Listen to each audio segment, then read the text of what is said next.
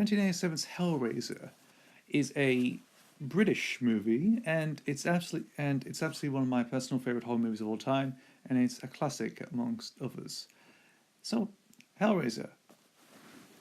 So for what people don't know what Hellraiser is, it's actually a novel adaptation done by the same author who directed the movie, of course. Clive Barker written a novel called Hellbound Heart, The Hellbound Heart, in 1986, and then a year later he wrote the screenplay, he produced it, he directed the movie as well.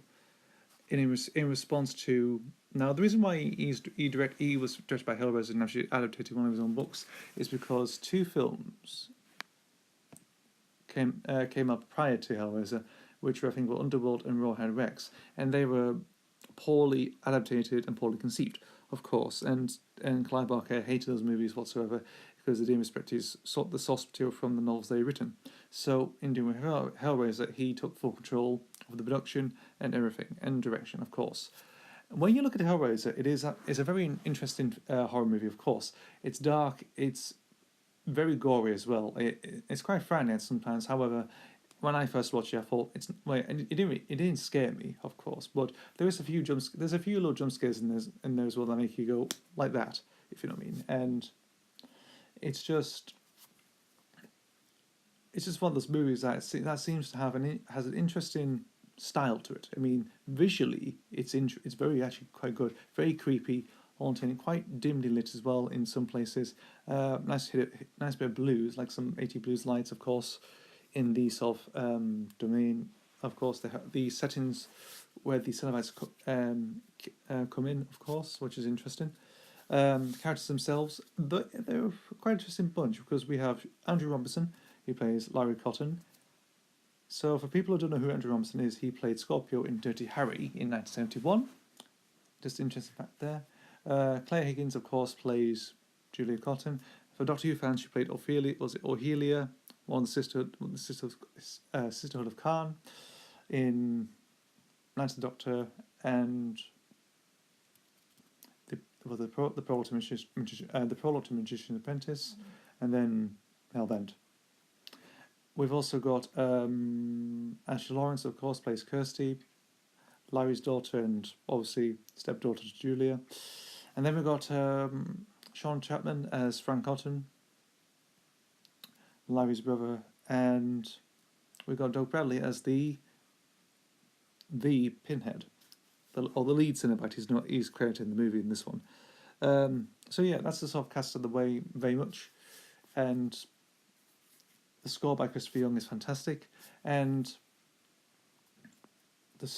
obviously the actors do a good job. They do. I mean, it's how it's filmed, how it's made, and obviously Christopher Figg actually got involved in this, and he actually who is it?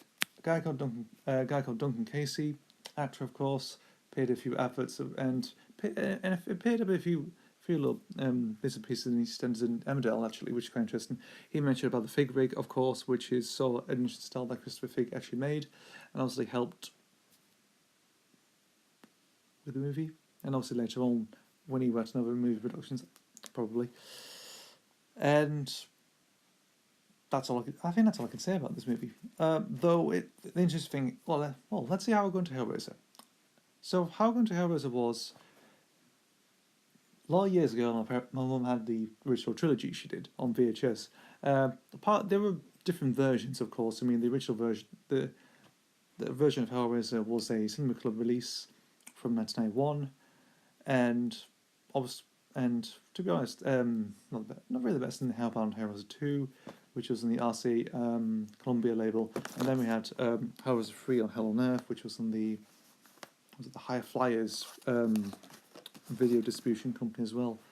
So yeah, I remember looking at the pictures and thought that looks absolutely quite terrifying. However, when watching it and understanding the movie, of course, I mean, it is a horror film. It's a supernatural demonic horror film. However, it's got a bit of romance as well. Of course, it's got that romantic link between Julia and Frank. Of course, that's all leans it towards, because they were both had their fair time before her wedding to Larry. Thanks, brother. And yeah, obviously that sort of romance sort sort of reveals, comes in through, you know, the chemistry between them two, and obviously getting into more darker territory, as does with the sequel as well, in some circles as well. And yeah, that's what I can say about the actual film. Now, the interesting thing is, compared to, now this is a novel adaptation from The Hellbound Heart from '86, though there are interesting differences between the novel to the film, and I found this out. The YouTube channel Cinefix made a video of this as well. They made a video of this, like, what does it mean? What was it? Hellraiser, what does it mean, or something? Go and check it out. It's absolutely interesting. It is. I mean, they do spot the differences between the novel and the book, the novel and the film. So let's look at the differences. So the first main interesting thing is, of course, is that Pinhead was originally a woman. In the novel, he was a woman. However, they changed it to a man, of course. I think because of the idea of using Clive Barker's friend Doug Bradley. Of course, they were friends because they grew up in Liverpool, and obviously, I think he thought it'd be an interesting idea. And obviously, it was quite interesting to find out that Pinhead was actually a woman in the book. Interesting. The second one is to Kirsty. Now, in the book, Kirsty is a devoted friend to Rory, whose name was changed to Larry, if you don't mean. I mean, Larry's original name was Rory, and I think he was British as well, I think. Yeah, Rory Cotton, then he got changed to Larry in the film.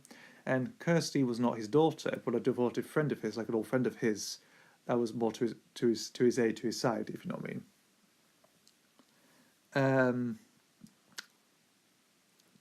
That was an interesting one. Then it changed, and obviously Carl Barker changed the screenplay to make Kirsty's daughter, Larry's daughter, so on.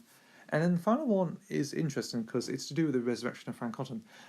So in the novel, well, actually, let's stay in the film. So in the film, Larry cuts his hand on a nail, that loose nail that's sticking on the wall, and obviously he holds in blood spatters all over the place. It does, and it seeps into the floorboards underneath, and Frank gets resurrected with some drops of his brother's blood. However, in the novel, I think the same thing happens. You know, Larry gets cut on his nail. No, Rory gets cut on his gets cut with a nail. However, on the floor is semen, Frank's semen. Obviously, because during this time when during the beginning when he gets home, he's doing the box as well. He decides to masturbate in the actual attic. He did, for very unknown reasons, and I don't know, because he felt horny. He was looking for pleasure, and obviously he just wanted a bit of alone time and just masturbate. And obviously he basically left his semen all over the floor. And when Rory spills the blood, it mixes with his semen, and this causes it to seep down. Well, it causes the semen and the blood mixes together and seeps down to the floorboards, and then Frank is resurrected, of course. And so that's sort of the main difference. If that actually happened in the movie, it would have been quite disgusting, actually. Though it would have been interesting, though. That's all I'm saying. It would have been interesting. I don't know if they actually did that, or I don't know if they did that or not. I don't know. Maybe not. Who knows? So that's the sort of main differences between the book and the film. Anyway, so Hellraiser is a instant classic. It is instant British classic. You know, it is a British movie, of course, and it's fantastic. Filmed in outside of London. Was it near Dollis Hill? I think that's what Clive Barker mentioned. And yeah, it's really fantastic. It is. I mean, the style of it. There's some good tension and suspense. The gore is brilliant. The style and filming and the look of it is brilliant. And I do recommend watching it. You know, at some point, try and obtain a cheap DVD copy at once. Though, if you have enough money, try and get the puzzle box, because those are the uncut versions. I think get the uncut versions, or get like an old DVD version or something like that, wherever you can find one. But it's worth a watch. Fantastic. Anyway, I will see you for the next video.